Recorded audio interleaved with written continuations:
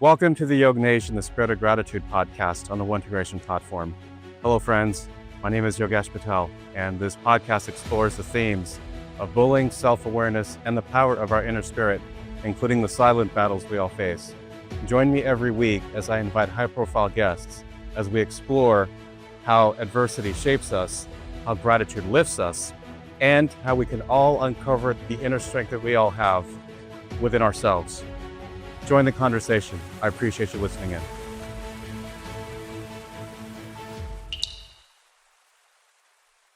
And today, my next guest is a multifaceted podcaster and global keynote speaker, Michael Herst, who has a popular podcast titled, "And One More Thing Before You Go," focusing on society, culture, and the metaphysical. Sounds interesting. A retired police sergeant, he was injured in the line of duty where he was bound in a wheelchair until he found inspiration and resolve to walk again, thanks to what his daughter asked him as a wedding gift, walking her down the aisle. I'm sure that must have been very special. Absolutely special. Yes. If I tear up a little bit, we know why. Absolutely. Understood. Well, on that note, and with gratitude, welcome to the podcast, Michael. Thank you very much for having me here. I appreciate your time. Thank you.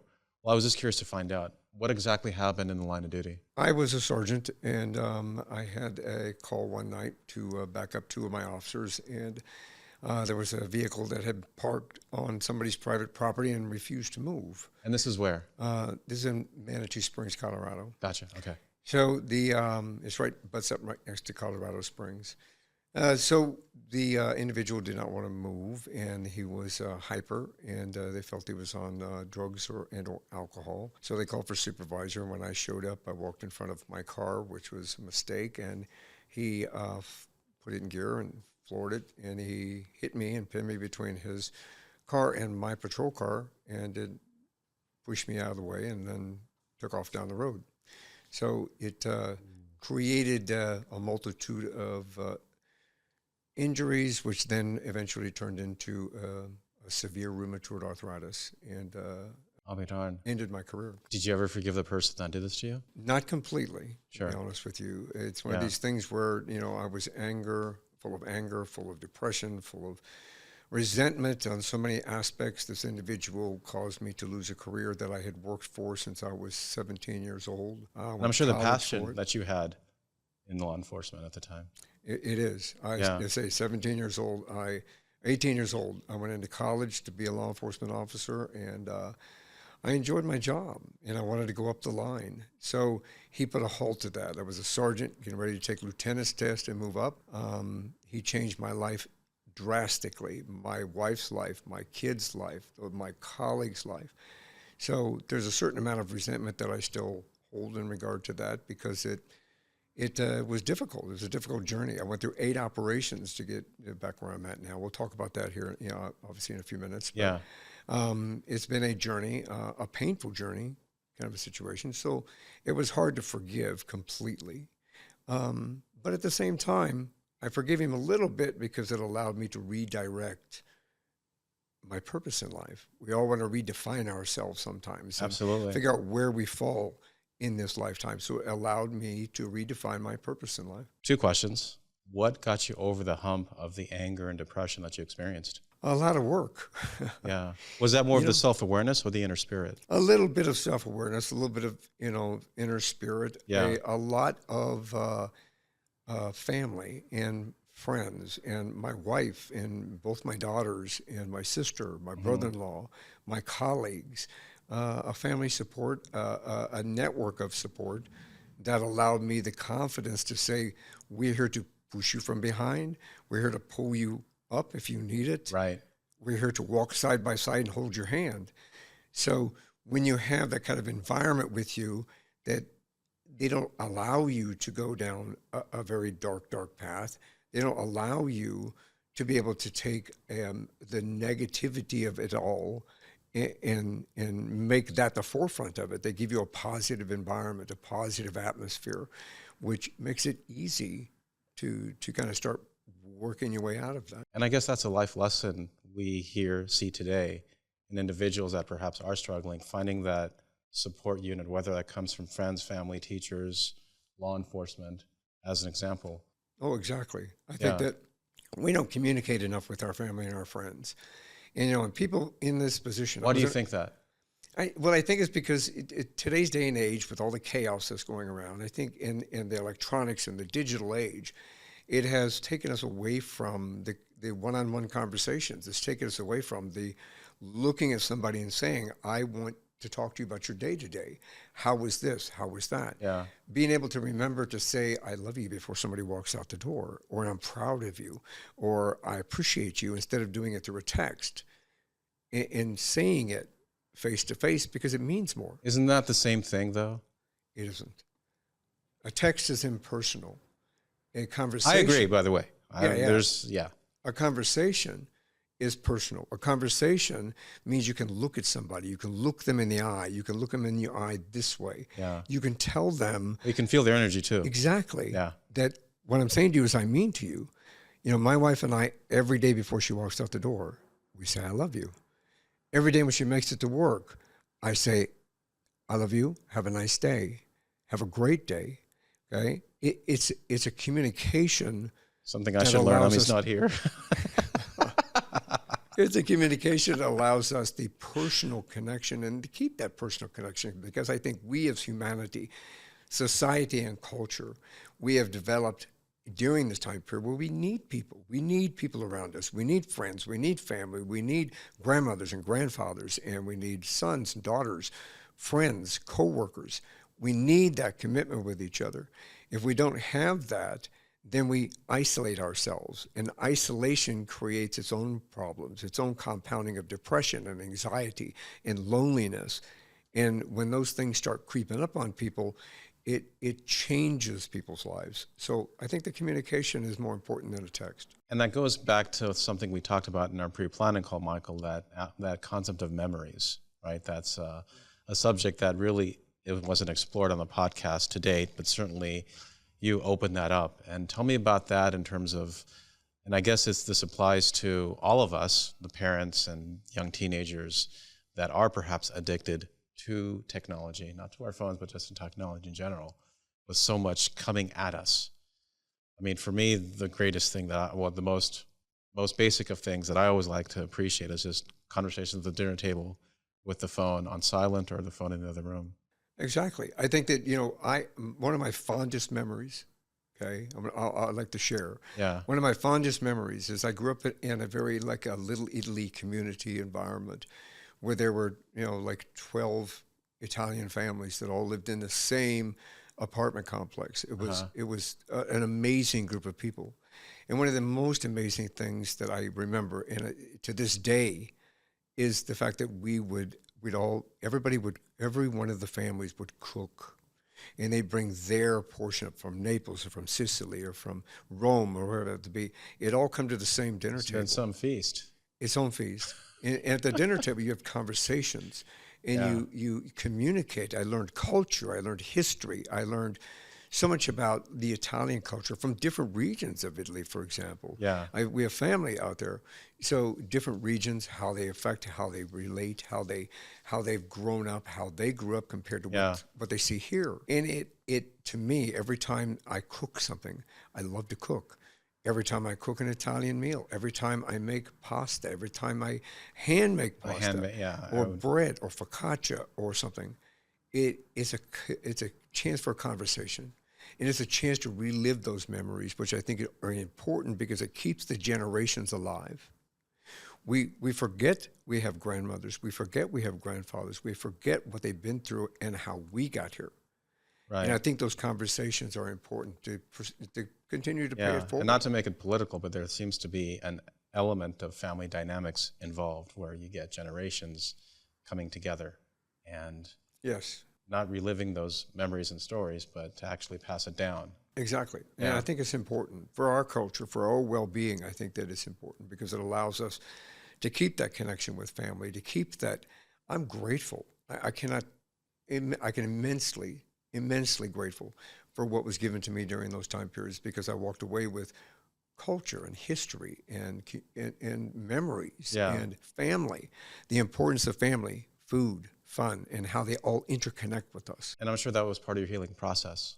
Oh, absolutely part of my healing process. And I think that's something that hopefully the listeners out there can take note and realize that it doesn't necessarily take effort, a lot of effort and time. It's just opening your heart to say, can I talk to you? Exactly. And look, if I may, I worked at Domestic Violence Task Force for about 4 years. It was specific to domestic violence. Uh-huh. And we did the worst, not that any domestic violence is normal, it isn't. Sure. But we worked the worst of the worst. And it was a multi-agency one. In seeing the dysfunction in families, seeing the domestic violence in families, both verbal as well as physical, the common thread that I found through all of those investigations was lack of communication.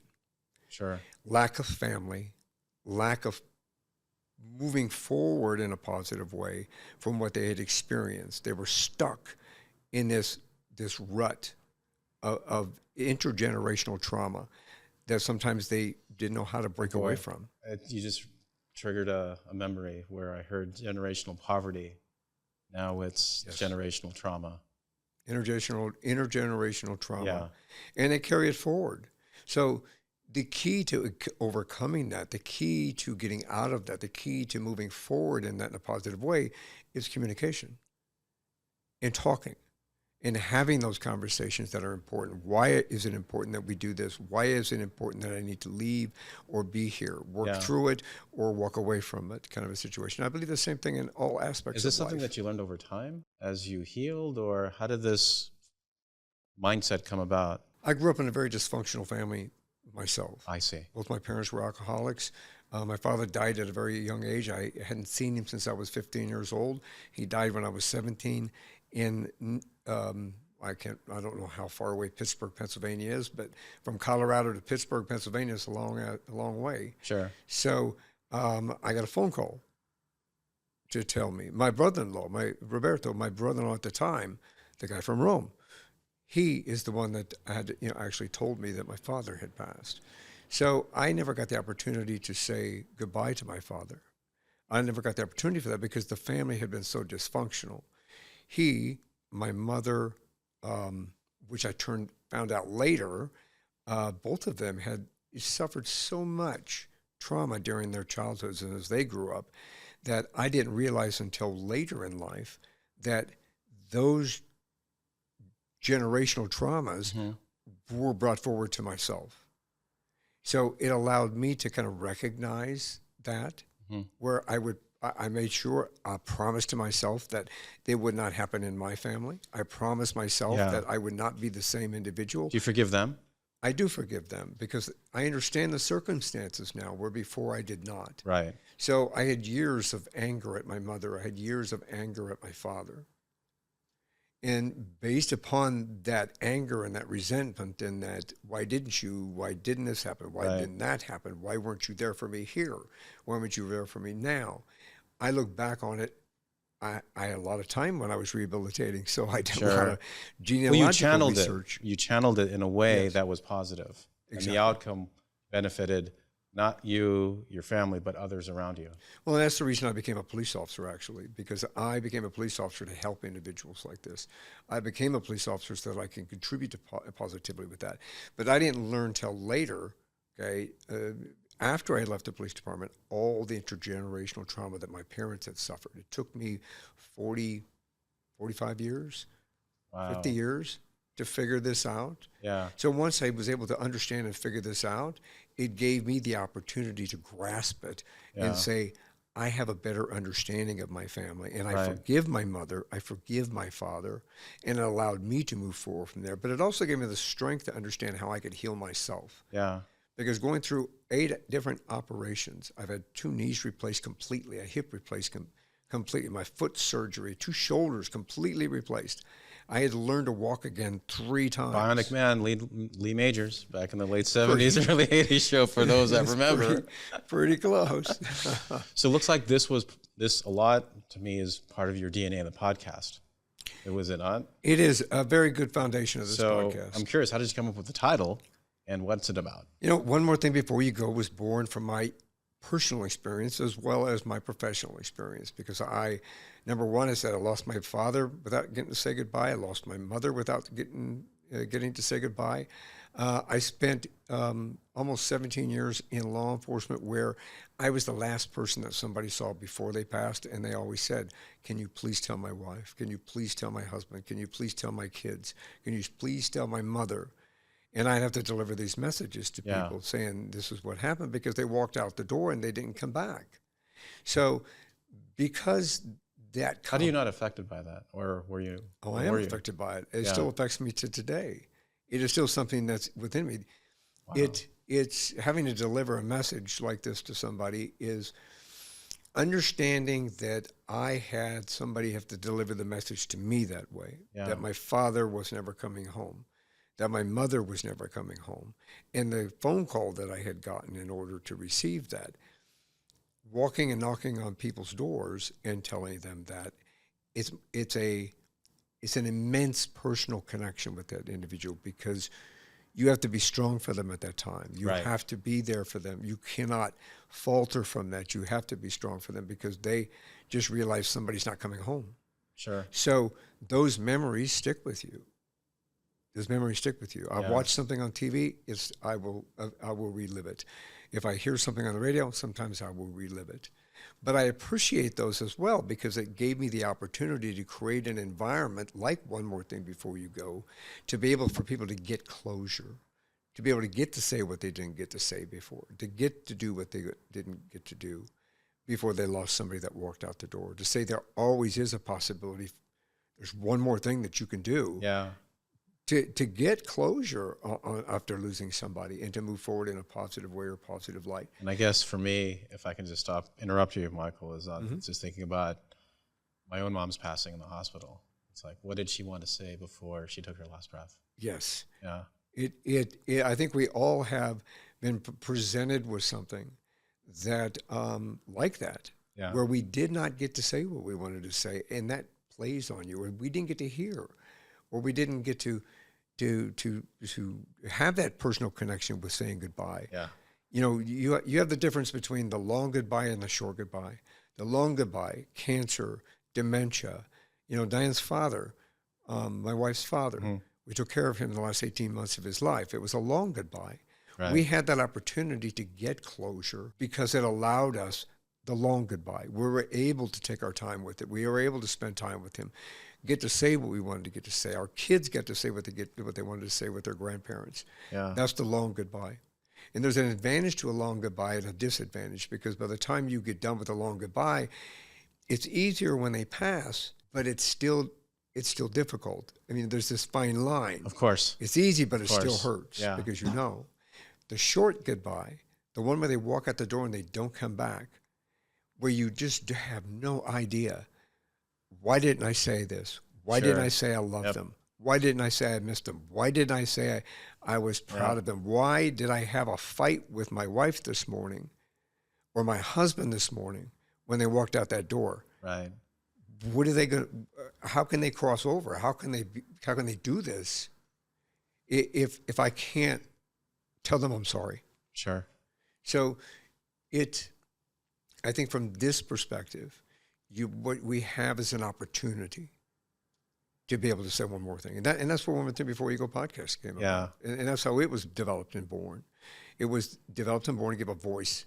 It was developed and born to be able to give the voice for somebody to get closure, to give that. Now, we've evolved, obviously, like anything. We've evolved and we've expanded our opportunities. But the messaging is still there. I think it's important for us. It's just like conversation. It's communication. Well, you beat me to the punch where my next question was going to trigger some of your happy tears, but I guess I teared up first, so based on the memories that I relived with my mom and her passing. But what was that moment like walking Caitlin down the aisle? See, you want to make me cry, don't you? We're going to have a slugfest on this. Arm wrestle it for it. No, it's interesting because I think when I was sitting there in my wheelchair feeling sorry for myself. And I want to express something really quick. My wife, my daughters, my sister, my brother-in-law, nobody ever treated me with a disability. Nobody ever treated me any less than I was as an individual, a person, a father, a son, a brother. Right. You know, nobody ever treated me different, okay, with this. So when my oldest daughter was going to get married, she She came up and I said, okay, let's have a talk. Yeah. We're going to pay for the wedding, of course, but what do you want for your wedding present? Now, here's where it becomes difficult. Yeah. She put her hand on each one of the arms on my chair, and she leaned down and she looked me square in the face. And she said, I want you to walk me down the aisle. And I know you can do it. And Take your time, sir. it lit a fire under my butt Yeah. to say, why am I sitting here like this when I could be doing this? Yep. So it was at that time that we, as a family, set out to find out how I could do this. So we found a doctor here, wonderful doctor, Robert Berghoff, and we went there to visit him. And he said, what can we do? What can I do for you? Right. And I said, I want to walk her down the aisle. And he said, yeah, we can do that. So the journey was tough. I finished rehabilitation 6 weeks before I was supposed to in order to walk her down the aisle. And it was like up there with both of my marriage to my wife, both kids being born. Yeah. It's right up there with that emotional impact on me to be able to walk her down the aisle. And actually it's one of her and mine, one of our favorite pictures of her whole wedding package is a picture of me walking her down the aisle. Well, not only that, I'm sure, but it's also the strength and resolve you have in terms of your own inner spirit and character to go against all odds from what the previous doctors had mentioned and be stubborn enough to say, damn it, I'm going to do it. You know, Right? she reminded me that we have a choice in life. And I'll say that to everybody. We have a choice.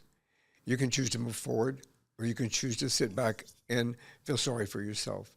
You can choose to take the step to improve yourself, or you can choose to sit back and feel sorry for yourself or angry or resentful and let the negativity and just surround you. We have a choice in life. She reminded me that we have a choice in life and that choice was to move forward. Right. So, and it was one of the best days of my life when I did that. And I made sure, and I am making sure, I walk 2 to 5 miles every day. I think I walked 76 miles last month. Okay. Wow. Because I plan on walking my second daughter down the aisle. No when she's kidding. ready.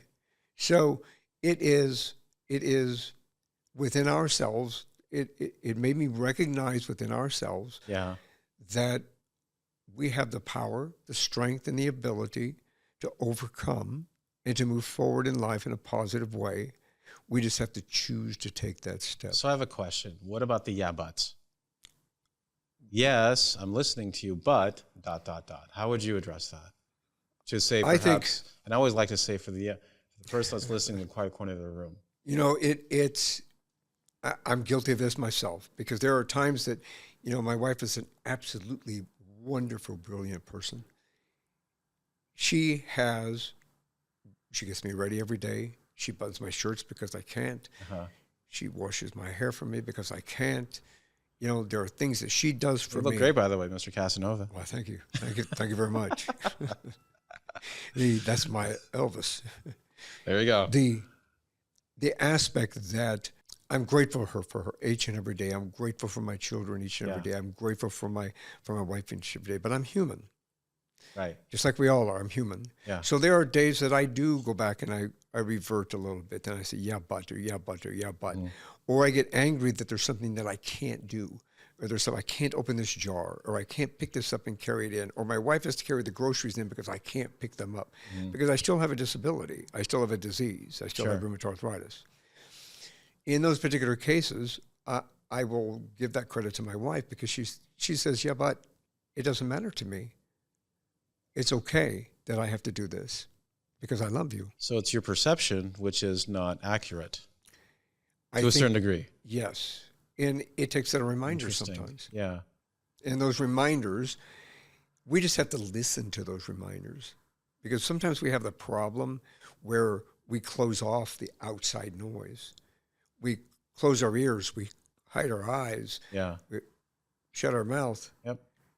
We have to open our eyes, we have to open our ears, we have to listen to what's around us. We have to listen to the things that are around us. We have to listen to the people around us. We have to listen to to see who's with us still. My wife and I are 36 years we're together. 36 years. In this year, we'll be married 36 years. Right. Okay. Okay. And so we've been together, well, maybe a little longer. So you have to look at things like this. You have to look at the fact that my kids have never, ever treated me with a disability. Never thought me as a lesser person because I wasn't a cop anymore for the longest time. I spent 6 months after I retired calling stuff in because I couldn't let it go. Oh, really? Okay. Yeah. Until the guy said, Sarge, you got to stop doing this. Let it go.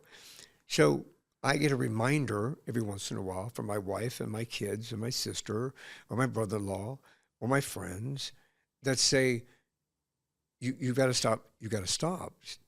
Look around what you have. Look what's around you. Look who's around you. Be grateful for where you're at in life. Be grateful for the roof over your So those head. reminders that others Yes, get you back to the present. Be grateful for the food on the table. Be grateful for the people in your life.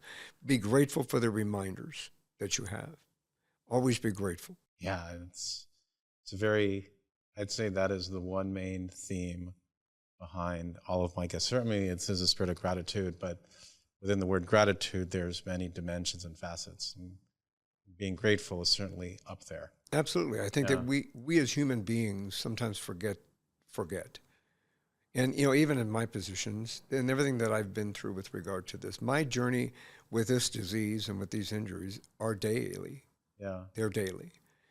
And I have to remind myself on a daily basis, I have to make a choice to move forward. I have to make a choice to step forward. I have to make a choice to get out of bed. I have to make a choice to work through the pain if I'm having a bad day. We all have the choice, but we have to choose to be grateful as well. We have to choose to be grateful for the fact that I can get out of it. I have a bad end that I can get out of. I guess it doesn't matter what problem you have in that particular moment. It could be emotional. It could be a health issue. It could be a financial issue, right? Because we all are dealing with something. Yes. And so the key common denominator, the key foundation is that spirit of gratitude. Spirit of gratitude is I think, at the forefront of everything. You have to be grateful. If Caitlin would not have done what she did, I don't know where I would have been, because at this point in life, I may or may not be right here talking to you. She introduced me to podcasting. That's how I got into podcasting, because I was doing my physical therapy, and she said, "You ever listen to a podcast?" I said, "No, I haven't." And here you go, listen to this. And she says, "I think you can do this." And saying, "I think you can do this," just you be good at it. I went, hey, I found my purpose again once I started looking at this. So how many podcasts have you done? I'm sorry? How many podcasts have you recorded? I've recorded 476 podcasts. Wow, and I'm just a rookie at this, citizens. Well, wait a second. Hold on. I've got 5 in the bank, so 481 podcasts. Yeah, this is kind of like the wise old person at the top of the mountain. Here I am just trying to climb those little rocks to get there to ask this gentleman those key life questions. And one of them is, in your experience having other guests, what is there anything, like, I guess, what are the top 3 things that you've seen commonalities with your guests? It's interesting because in the beginning of the podcast, the first 2 or 3 years that I had it, there was a lot of conversations about, losing somebody. Okay. And what they didn't get to say or what they didn't get to do. There were many conversations with what I've lost. And I had people who triumph over tragedy. There were individuals that, a woman had ALS. Uh-huh. And she said that they gave her 5 months to live, and this was 5 years later she was on my podcast. And that, the tenacity, the fortitude, the ability for us to recognize that we can overcome in a very positive way, the ability to recognize that although we are human beings and that we should allow ourselves to be depressed, angry, resentful. We should allow ourselves to grieve. That's important, allowing yourself to feel these emotions and not feel bad. Them. Exactly. Okay. You have to feel them. And in doing so, we also have to allow ourselves to let go of those negativities. We have to allow ourselves the ability to overcome, the ability to move forward, the ability to recognize that we within ourselves have the ability to connect our mind, our body, and our soul completely together to change our life the way we need to change it, to move forward from a negativity, to move forward from the environment that we're in, to move forward for whatever situation that we have, that it's only temporary. Well, for me, what you just told me triggered a memory, just triggered a thought where if I'm having an argument with an individual, I don't have too many arguments, I hope, but allowing them to feel angry at me for whatever reason. Is that the same thing that you're talking about, or is it slightly different? I would never say that it is a situation where you should allow somebody to degrade you or to. No, not in that. Okay, I'm sorry. Please continue. Yeah, in this kind of a situation, I would never say that. But in reality, my family, my wife and my kids and I, we have a thing that we do. If you want, in this sense, they were kids. If we get into a fight, we're human beings, we're a family, we're all living under the same roof. We get into an argument, we get into a fight, we allow everybody to be angry. We allow you to do what that's you what need I'm saying. to do. Yeah, that's where I'm going. When you cool off, you cool off, then you come back and we talk about it.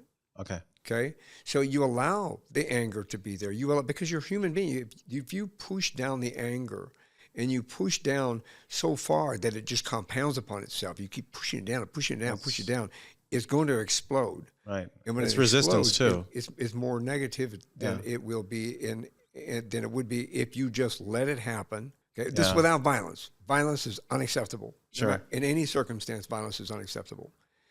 But if you have an argument, you get angry with somebody, just let the anger go. Let somebody get angry. Let them walk away. Let them go in the other room. But you have the understanding that when you're done, you come back out and talk about it. Because communication is the key to any kind of a relationship moving forward in a positive way. You have to be able to communicate. And that's where it goes back to the communication. Put the phone down, put the iPad down, and talk it out, kind of a situation. Yeah, and I just hope that both parents and kids learn that together. Because, I happen to believe that this is just my bias, but it's really not the fault of the kids that they're addicted to their phones. Certainly technology plays a large role in that, but it's who is to help guide them to say, let's put the phone away, let's just talk, or let's, throw the baseball outside. And sometimes it's difficult to teach that, especially if you haven't done it for a while. Yeah. So in this particular case, if you haven't done it for a while, so introduce this. You have to introduce this. Okay. And then you have to build upon it. And you have to be able to introduce it in such a way that it doesn't seem like it is forced. Okay. Now, I'm your dad, and this is what you're going to do, kind of a situation, right? Or I'm your mom, this is what you're going to do. Yeah.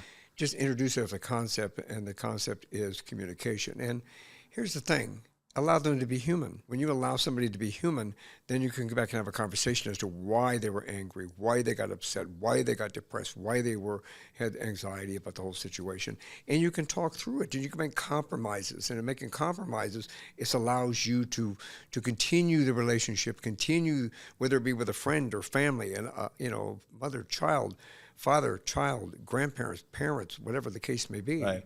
It allows you that opportunity to continue that relationship in a positive way. We can conclude on that. Just again, I think what everything that you've shared boils down to the relationship you have with others, stemming from communication. That's again one of the key takeaways that I've learned, and allowing yourself to feel those emotions of anger. Okay, fine. Once you cool off, come back. Exactly, and be grateful. Be grateful for those people. Be grateful for those people in your life. Be grateful. Even if it's a tumultuous relationship, because life can change in an instant, and we don't know when it's going to change. So you may lose an opportunity. So be grateful. Michael, it's an honor to have you. Thank you. Thank you very much.